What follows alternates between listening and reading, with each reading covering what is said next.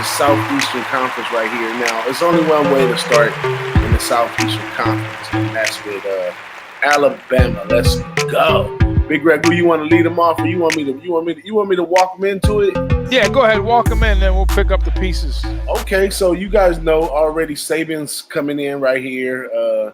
Been doing a great job with this team for a while. This year he gets back 6 on offense, 6 on defense. You know, typical Saban. The guy recruits well.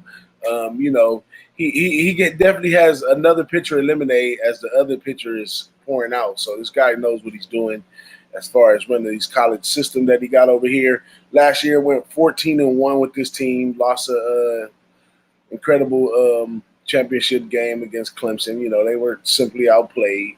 But it's 2019 now. This team brings back the quarterback, a couple wide receivers on offense, a couple linemen. And on defense, they bring back defensive end, a couple linebackers, and pretty much most of the secondary except for one. So expect the defense maybe to take it up a notch.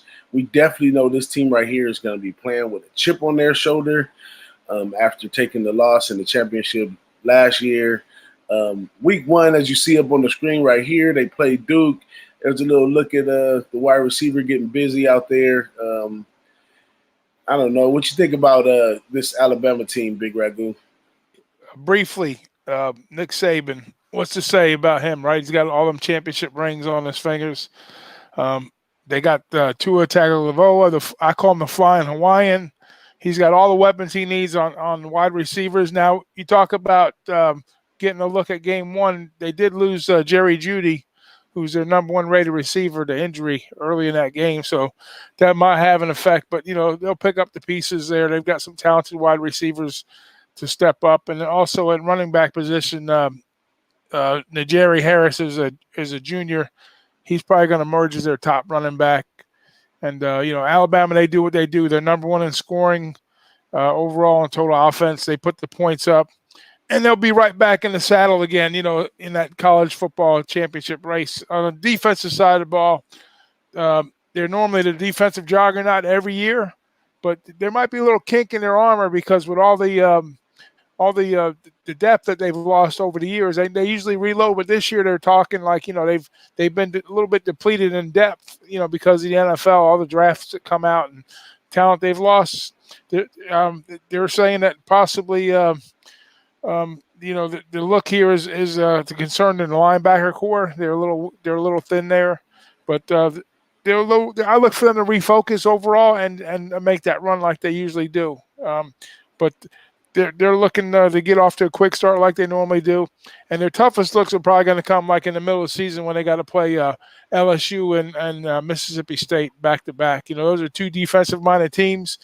If they get those looks done, maybe even with a one-loss season, they'll be right back in the saddle just because of who they are.